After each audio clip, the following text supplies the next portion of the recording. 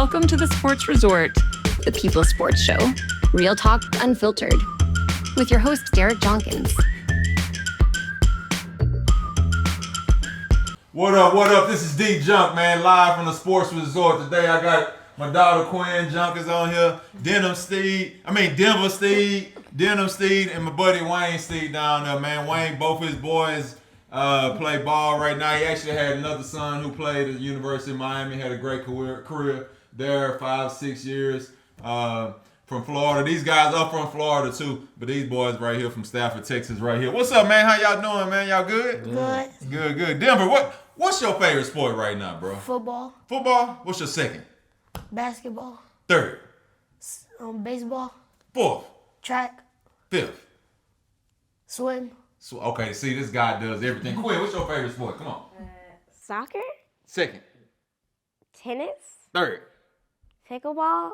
Fourth? Swimming. Fifth? Volleyball. Okay. Denver? Football, basketball, track, soccer, and baseball. Boom. Nice. So as you see, they well-rounded doing multiple sports. I'm a big fan of doing multiple sports. I hate when a kid is young and gets in a box. I hate when somebody does that because now you're putting all your eggs in one basket and you like, this is the route we going. What do you agree, Wayne? What's your point? What's your take on multiple sports? Because you have boys, right? You got 3 boys. You had a home run on that. What's your take on that? So I'm 100% with it. You know, I feel like playing multiple sports is one sport that helps all sports is track. Like I think that no matter what sport you play, if you run track, that's gonna help you. That's gonna benefit. But playing multiple sports, it works all parts of your body. Like, you know, like you don't want to always focus. Like if you just playing basketball, you just working whatever your dominant hand is. You just working that hand. You know, if you playing football, I mean, you know, you kind of working multiple areas of your body, but you still got muscles that you're not using, like maybe your abdomen and stuff. So if you swimming, you know that you working on all your core. You know, like all these different sports, they help different parts of your body. So when I train kids, I also make sure that, you know, we work in different areas of their body. We're not just focused on one set, you know. So Gotcha on that. So let me hop on you. So you 9, you and Quinn both are 9 years old. What makes y'all big 9, small 9? Yeah, boy, you gotta eat some, gotta get some steaks in you, bro. So Devin, let me ask you first. All right, from a 9-year-old kid, right? What makes sports so fun to you? That I get to run around and I get more energy. For real? And You like your exercise. coaches? Okay. And your friends? You made friends too? Yeah. Good. What about you, Quinn? That you get to hang out with friends, but also like win games. Got you like winning? Got you. And this is 2 9-year-olds, so the main thing, you know, if you take both of them, that is fun and winning, right? And you get to hang out with your friends. And coaches also, you like your coaches? Mm-hmm. You like your coaches? I tell people coaches have impact on young people early on that nobody ever can have, not even their parents, because sometimes coaches around these kids more than they around their family every day. All right, boom. So let's kind of hop to you, Denver, right quick. So you in high school right now. You in 9th grade, right? You playing cornerback. You went to Stafford. Y'all go to 3rd round this year? Going, which I think is pretty big for Stafford High School, you know. And you grew up in Stafford, so you probably playing with a lot of your friends right now. What's your, you know, as a freshman right now, finishing, you know, coming up to the second semester of your 9th grade year, you're playing basketball now, then you're transitioning to track. What's been great about this past season? You know, we're going to the 3rd round of the high school playoff in Texas, which is big and which is hard actually. It's pretty big because our school is kind of small and we've been going through ups and downs. Because the last 2 seasons we've been kind of terrible. Mm-hmm. So me and my group coming in to help improve our team and going to the 3rd round is a really big accomplishment. Yeah, that's really so a lot of those guys you coming in with now, y'all been playing together like through Little League and everything. Yeah, so that's since flag. Good. And that's a good nucleus because I know when I grew up, a lot of guys I went to high school with, you know, we grew up around each other and played with it. And I just know that carried it on through the success we had in high school because we always held each other accountable and we lived at the school. We was there every day. I think that's huge right now. What's your biggest take on the season? What do you think you need to improve on watching yourself? Because you're a football, you're a sports guy. Your dad is a sports guy. come from a sports family. What's your biggest thing that you need to work on, you think, moving into the offseason? Being more aggressive, making tackles, Gotcha. making open field tackles. I've really been struggling on that. And turning my head around when the ball in the air. Gotcha on that. Steve, as you know, you train your kids, and you all in on it. You're gonna send them to every camp they can go to. We just had that conversation. You know, if it's a camp, you all in on your kids. Kind of like me with my daughter, I'm all in on it. If it's something that I feel like she needs to be at, we're going to it. All right, we're gonna go compete. What's your outlook on your boys right now as they progression? Because you had one kid that played D1 ball at the University of Miami for the U. You know. Now you got 2 more boys following their footsteps. What's your outlook on it right now to kind of see them successful? Because they're young. You know, Denver's in 3rd grade. You know, 4th grade. You know, Denham is in the 9th grade. They're young, so it's a marathon now. It ain't Now, so I think what I do is from my first son. You know, I took my mistakes or things the decisions I made. You know, coming up, and I never played youth sports at all. I didn't play football until Why is that? Because where you grew up at? Where I grew up, my resources, my mom. What part of Miami you grew up in? Overtown. So that's considered a what? Yeah, Overtown, Hood? Liberty City, yeah. So it's rough over there. Yeah, it's pretty bad. Gotcha. So it wasn't a lot of resources around there to play? They had Optimus.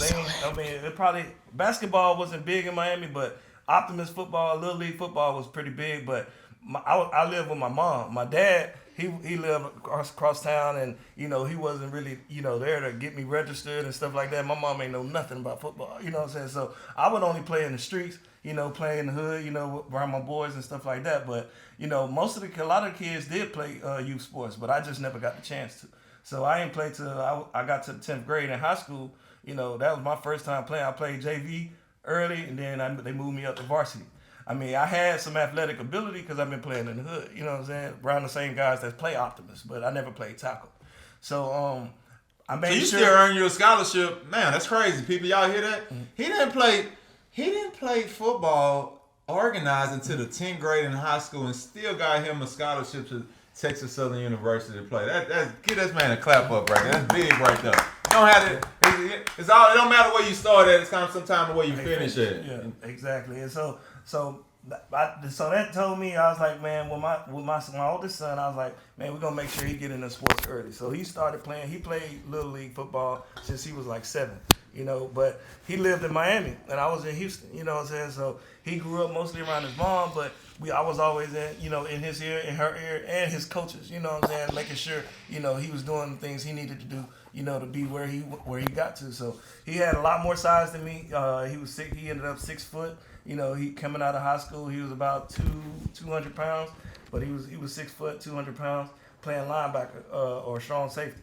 He started at Miami Central, which was at that time national. They still nationally ranked, but they were like the number 1, number 2 team coming out of Miami. What school is Teddy Bridgewater coaching at? Miami Northwestern. Okay, but they kind of like they play each other. Man, they like 5 blocks away from each other. Okay, you know what I'm saying? So he played with Dalvin Cook. He played with James Cook.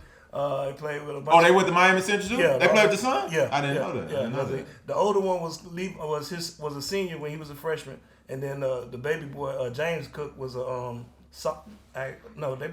they both were seniors at the same time, I believe. Okay, both of these running backs are NFL running backs. I think both of them still playing right now. Yeah. I know James Cook, Dalvin might be in and out. Yeah. But they both, had are having successful NFL careers. Yeah. Instead of playing, and both brothers from the same high school, which I think that's huge right there. 2 guys from the same high school in Miami. That's big. Yeah. So then, we basically played youth football. Put him at one of the best schools in Miami, which was Miami Central. He got tons of offers. He came out with like 30 offers. He ended up picking University of Miami.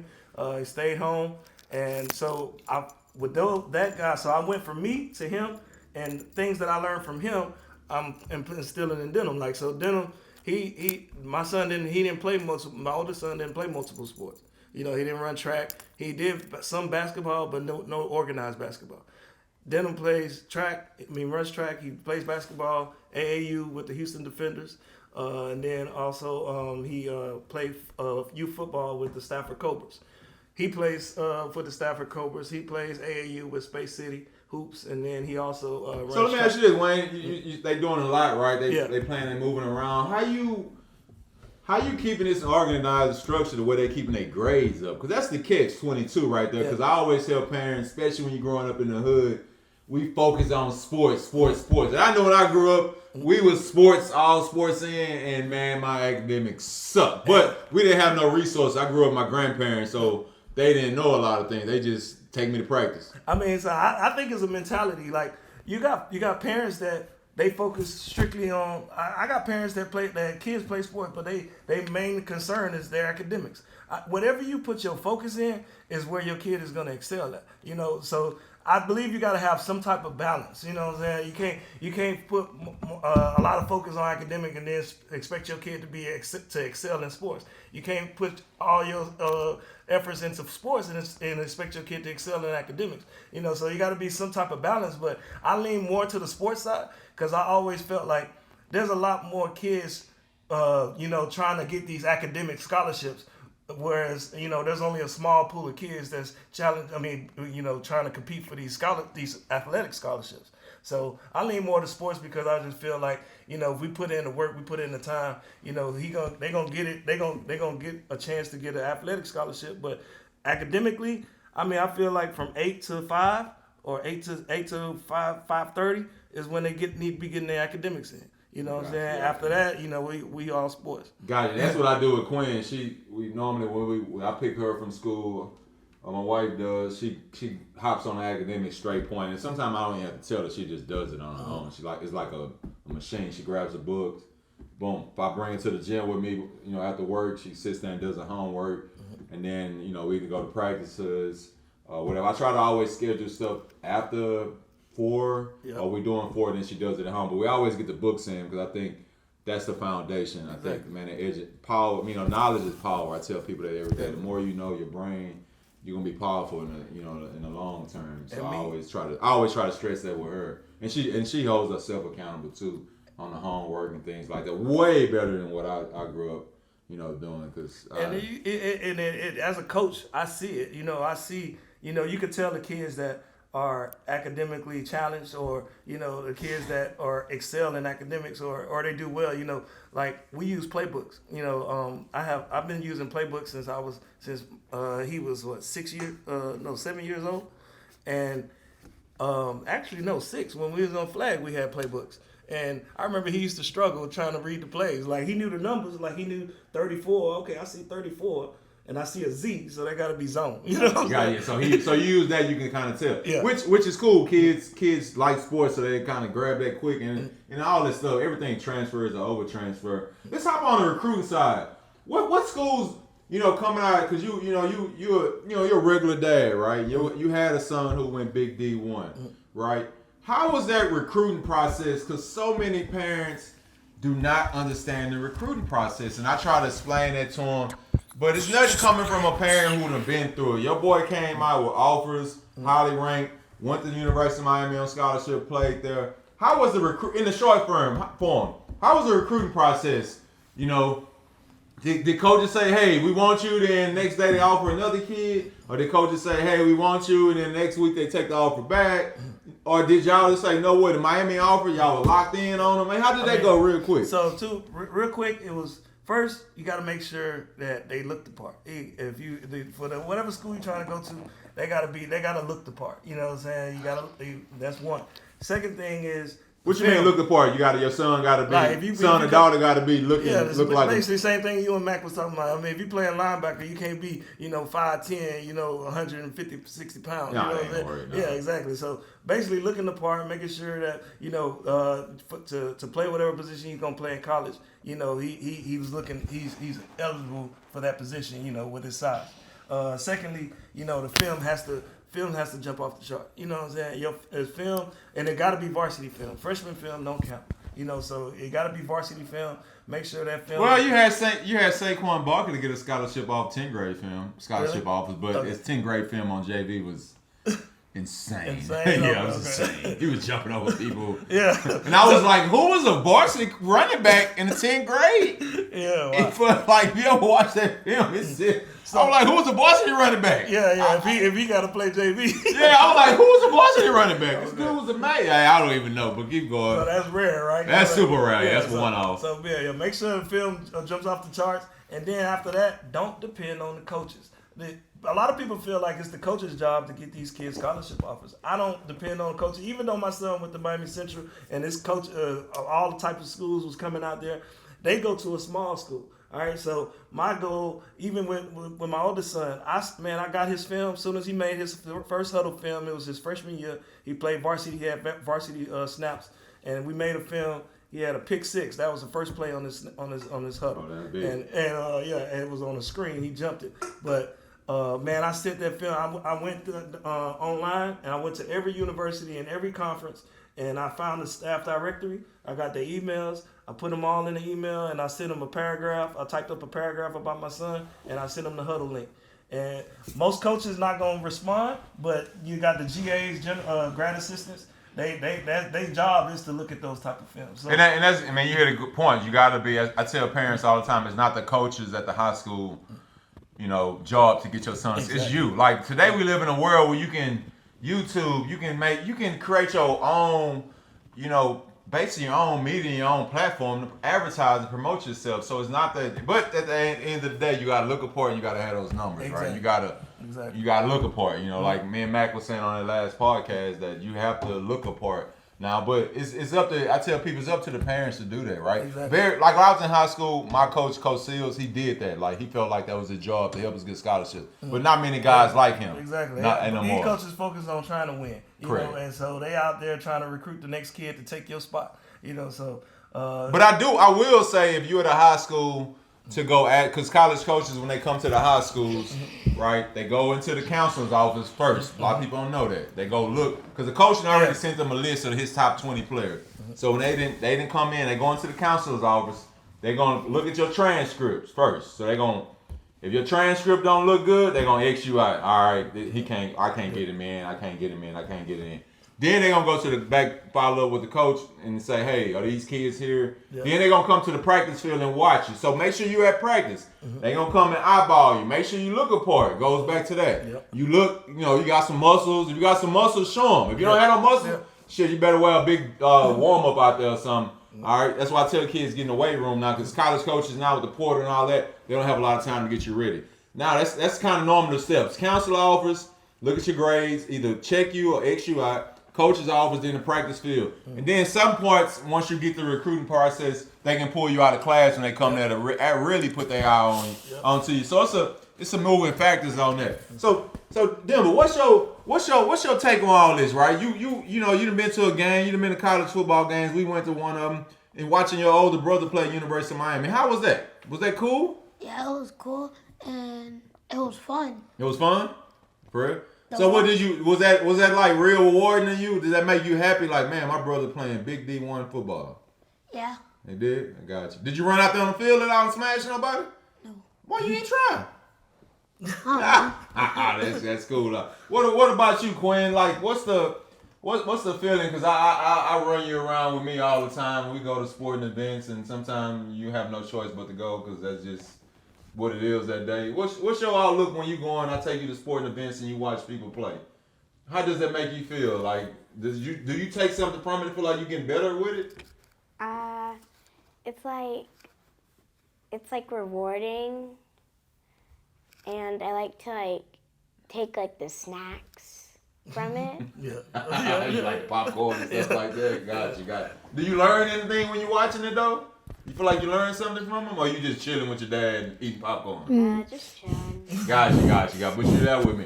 You're actually learning something, even though you don't know, because you're there in that vicinity and you see how people win and people how lose and how they react. So what are you doing right now to get better, right? Every day, right? What are you doing right now to get better every day? Going to the weight room with my pops every Wednesday and Sundays. Even with my homeboys, we go to the gym on Wednesdays and Sundays. Sundays we go at 12:30, we end at 1:30. Then after that, I'll go training with my DB coach, Coach Leon. So we do that Mondays, Tuesdays, Thursdays, and Fridays and Sundays. And then just working on stuff that I need to improve, working on my technique and all that. And really that's all. And usually on Saturdays or Sundays we have tournaments. So we go to 7-on-7 tournaments out of the town, out of the city.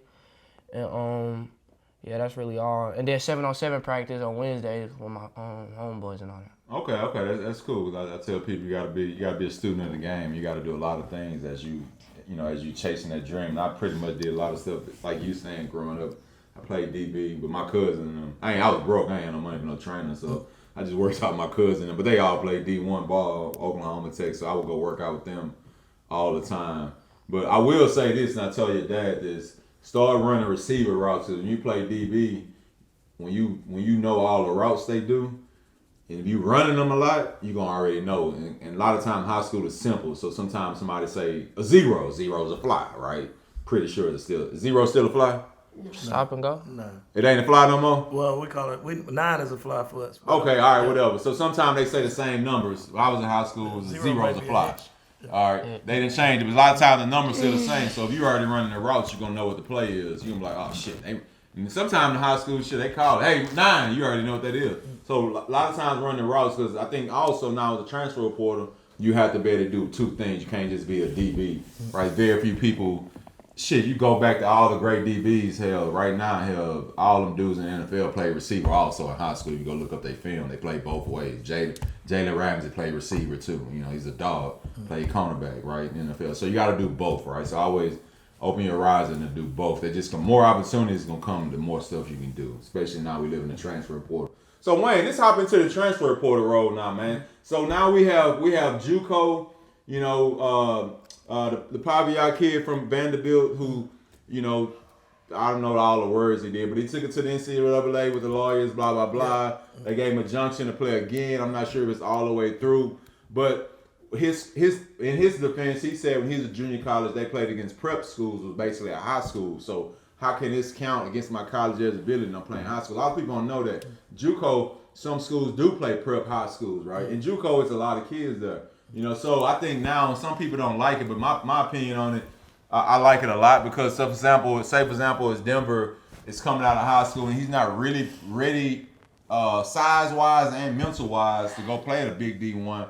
But him go play the JUCO and not account against his NCAA eligibility, he can go to JUCO that 1 year, maybe hit a growth spurt, boom, mentally become prepared more, go there and ball. Now go to a big college and ball out and still no eligibility gone. You know, I like that in a way because it's going to help a lot of kids, especially to me, this is going to help more kids in the inner city than ever before because now a lot of kids in the inner city who don't have the grades, who don't have the resources to go to camps, who don't have that. A JUCO can grab them now, groom them for a year or two, right?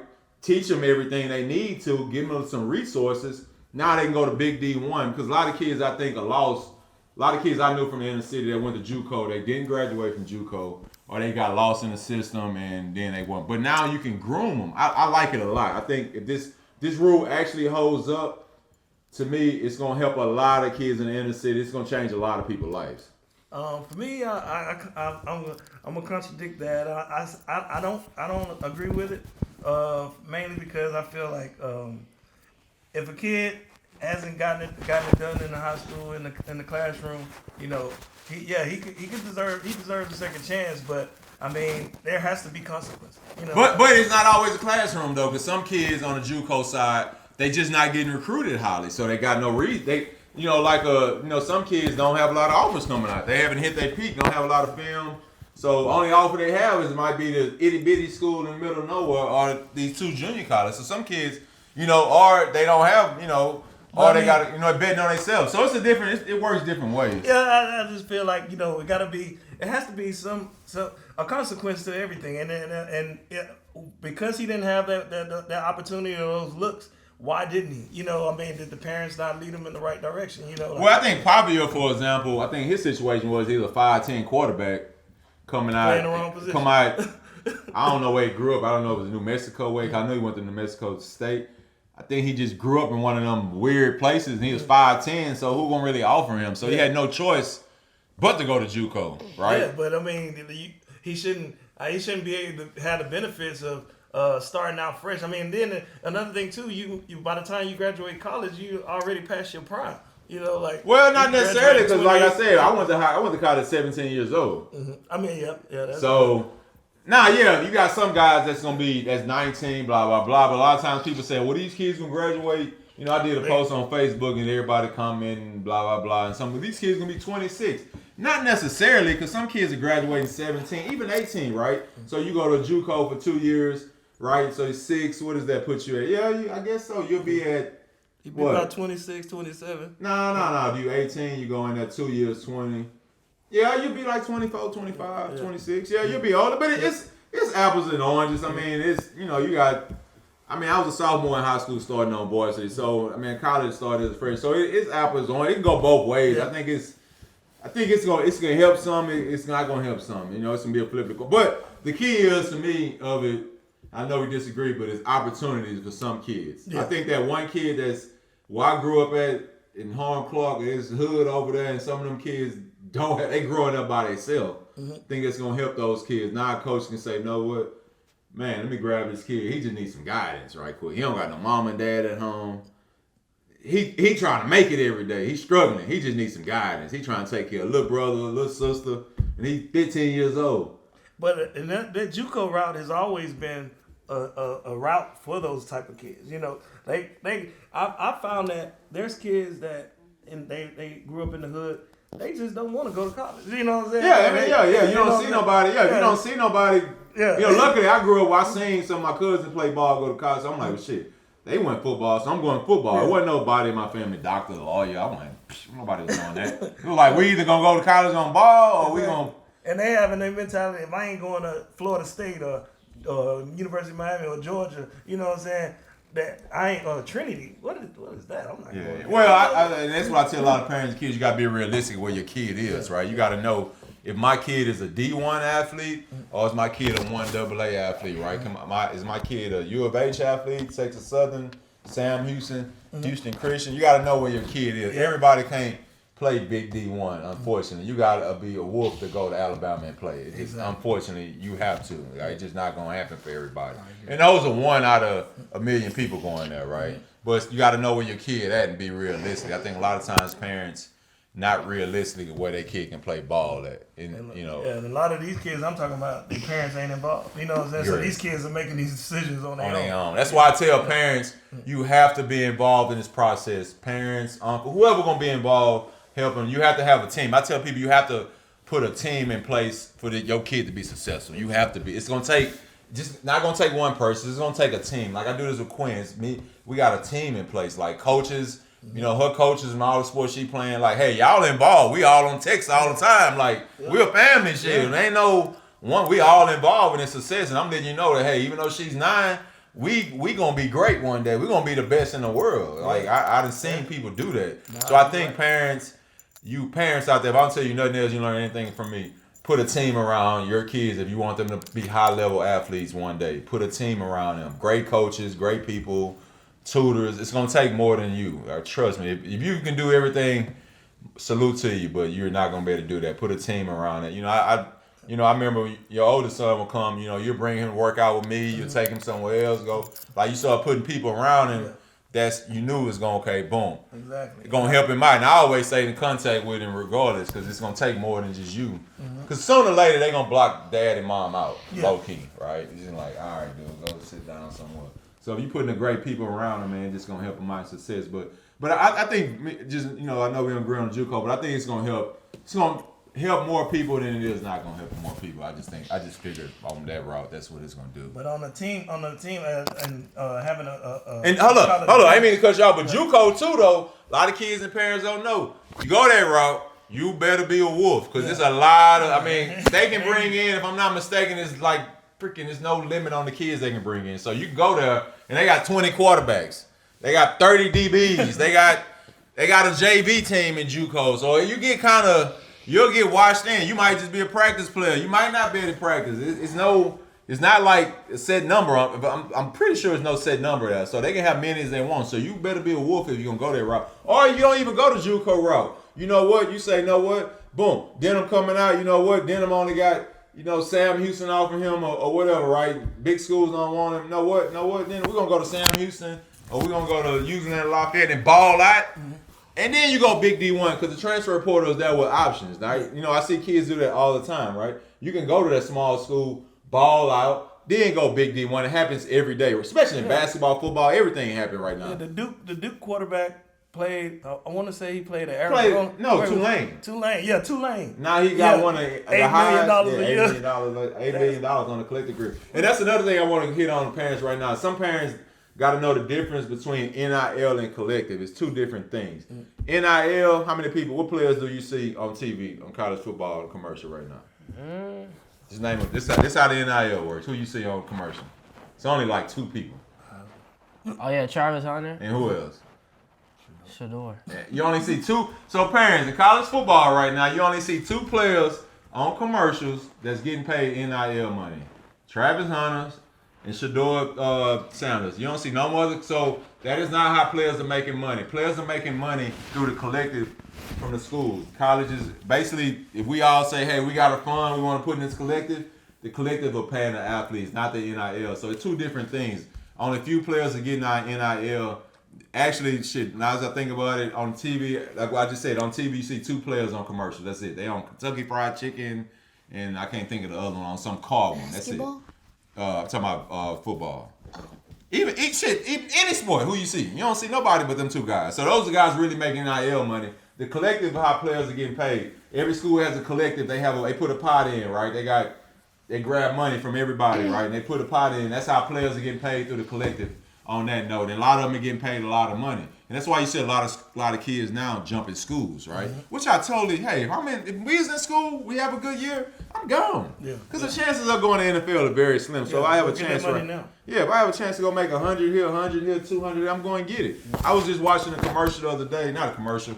I was watching an interview from the player, I can't think of his name. He went to North Carolina. I think he's playing the G League right now. But anyway, he said he made $2 million in collected money his last year in North Carolina. And it so happened that his college roommate, dad, builds hotels around the world. And he asked him, say, hey, you want to put some of that money invest in hotels? Now he's building his first hotel right now. Oh, wow. So a lot of times people are learning from that. So a lot of times parents are like, oh, the kid, when you hear people talking, oh, the kid going to blow all this money. Dude, why worried about that kid blowing his money? It's his money. So he can do what he want to do with it at the end of the day. They work hard. You busting your tail every day. You sweating. You busting your tail. So you deserve to get paid. Like, you invested, I'm investing. So we sure to make some money out this some kind of way. I met a guy last week at the Army Combine in Dallas. He got some academy in Florida, and he's basically talking. So Denham is a kid named Aiden Seals, Nate Ray, and Corey Richardson. They all 4 of them played varsity this year at Stafford, and they all been playing since they were flagged, since they were like 6 years old. Basically, he was saying, "Oh man, put these guys in the IMG camp in the summer. It's $2,500 for the camp, and most likely IMG, if they some dogs, then most likely IMG offer them a scholarship and recruit them. And then, in Florida, they passed a bill where these high school kids could get money.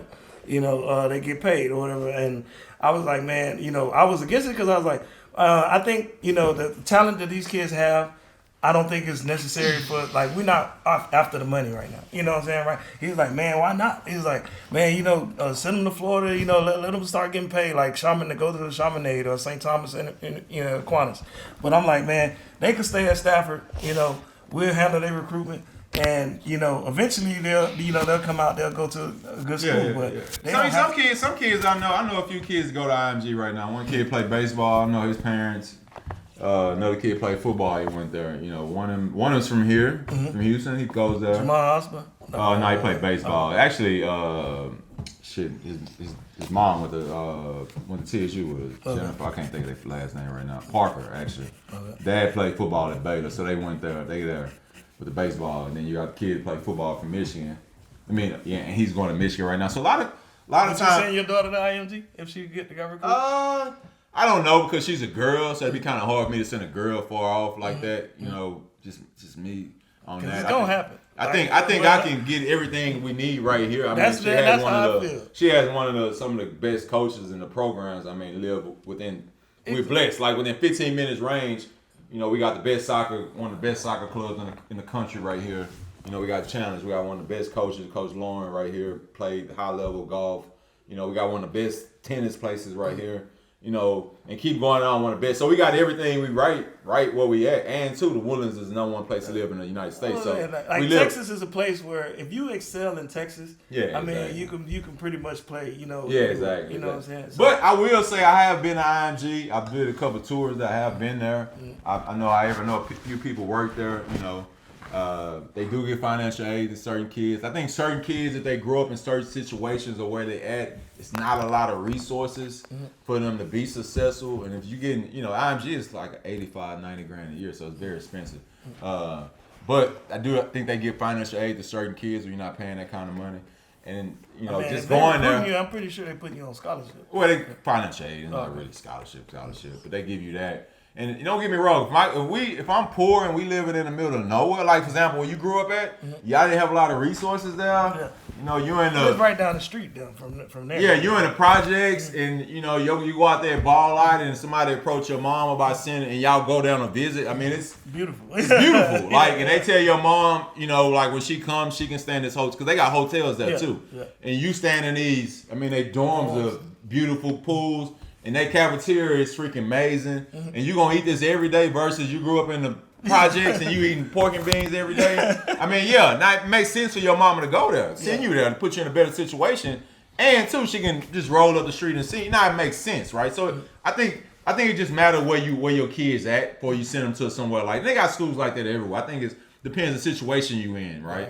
And because now, you know, if y'all, you know, now you send him there, right? He in the way because how it works at IMG, and I'm quoting them on this, but I'm pretty sure because this is what they explained to me when I went there on a visit, is that, you know, half the day you in class, and then the other half the day you're working on your sport. You're in the weight room eating. Or you flip it. You can go morning or you can go evening. So that's all you're doing right there, working on your sport. And they have the best of the best. I mean, they got weight rooms everywhere, eating, nutrition, mental stuff. So it's a lot. So it's just a matter of what situation your kids are in at that moment. And what resources do you have, right? Exactly, yeah. So it's just options you have that option. Now, if I'm in, like I say, if I'm in the hood, you know, I don't got that much options. I'm struggling, you know, and then somebody approached me for one of those schools, give my kid financial tuition.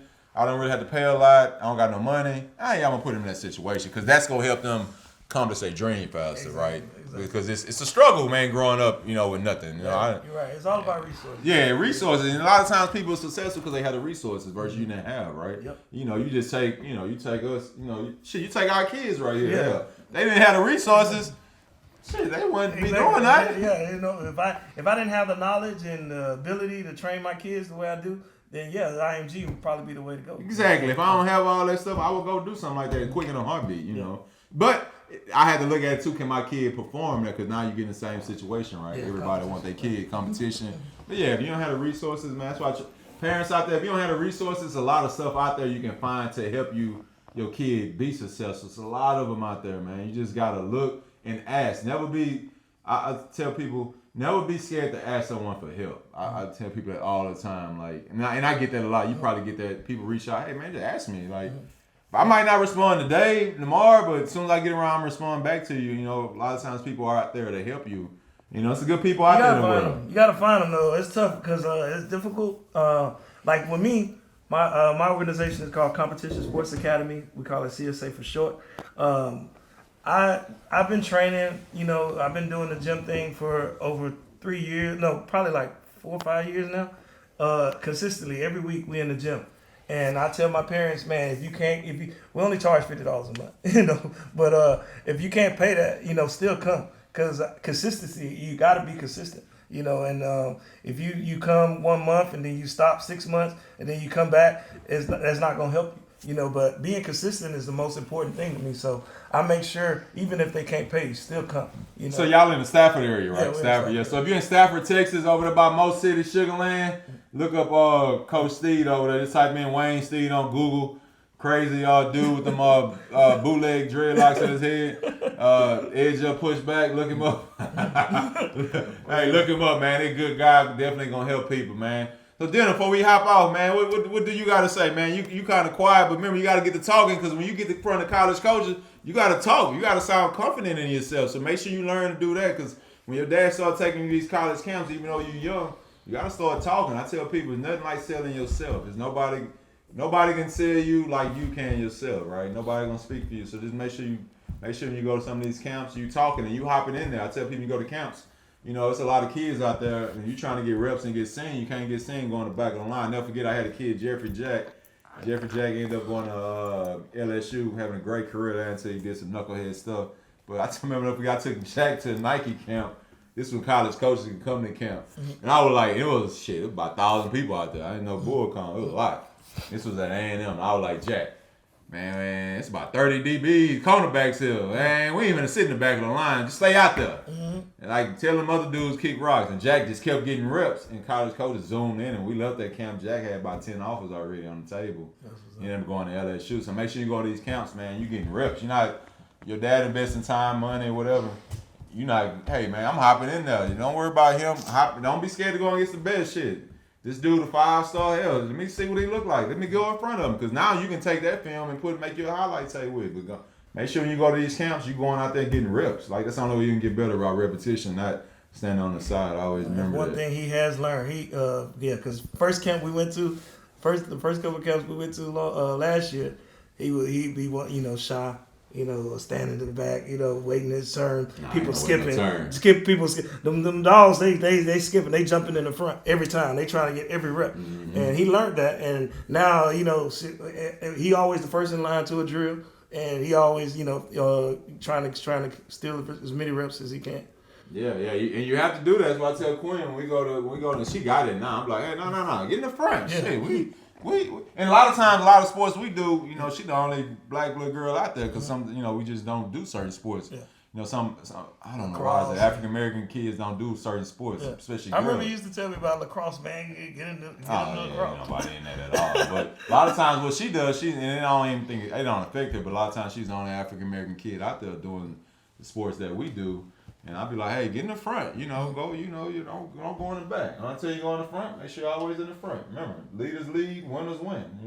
I always do that. And that's all about being confident too. Like, when you're confident in your skill, in your sport, you want, like, he always been confident. Like, I watched him. He want to be the first to do everything, and it's amazing the mentality, and the difference of mentality in different kids. Denham is always you have to piss him off in order for him to to go out there and just he remind me of your oldest son a little bit, kind of laid back. Exactly.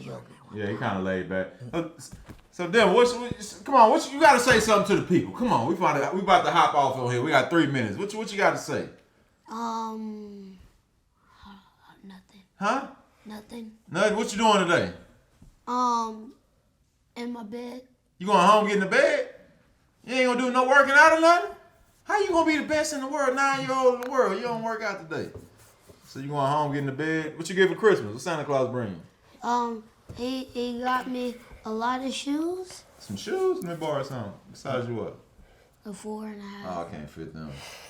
What about you, Quinn? What you got up the rest of the day?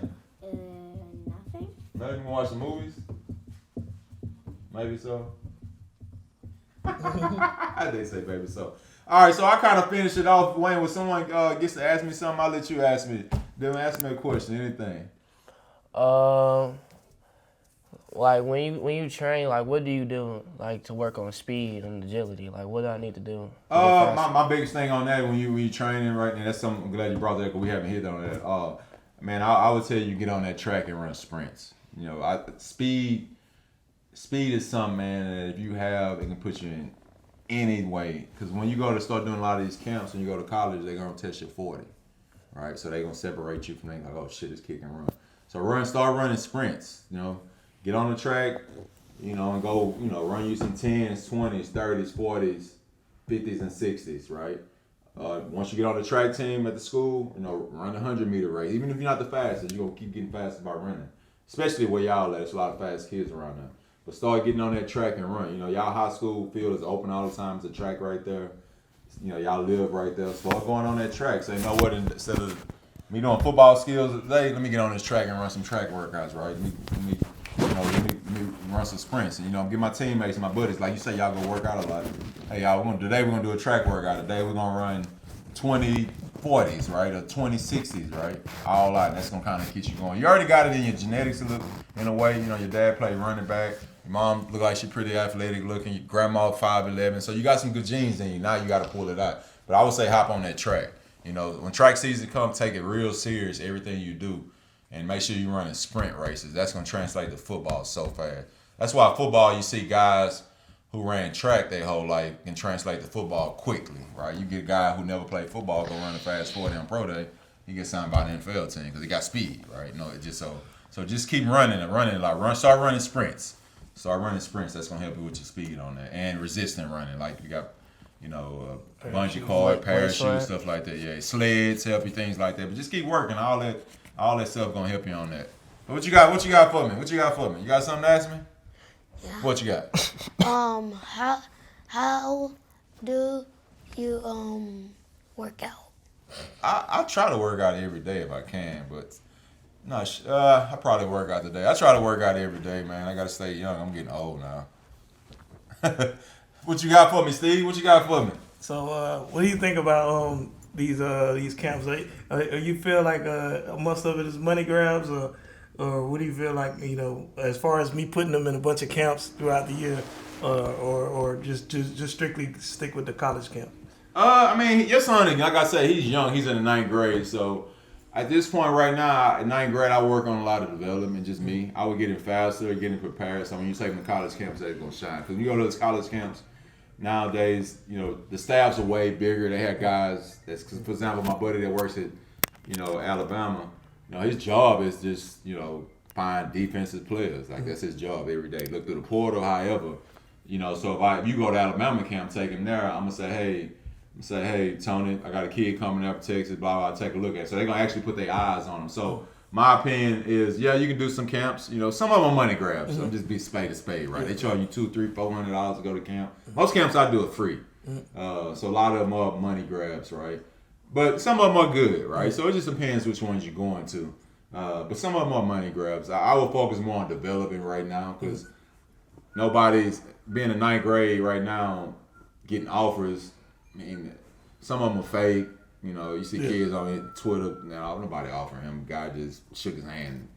And so people doing that. So I will get more development and speed. So now when he goes, you like, my kid running 4.40, and they like, okay. And he go out there and run 4.40. Now they gonna grab him real quick, and they gonna grab you. So now, and all it takes is one big school to offer you, real offer. Once that big school offer you, they gonna just trickle down. That shit just go like a domino effect. But I would maybe focus more on development. And then there's a camp here and there y'all want to go to, but I wouldn't do so many camps because sometimes people do so many camps and they miss the development and speed part of it, especially if you're a skill guy. So that's what a lot of times people do. They'll chase camps all break and all that, and they don't work on the speed part of it.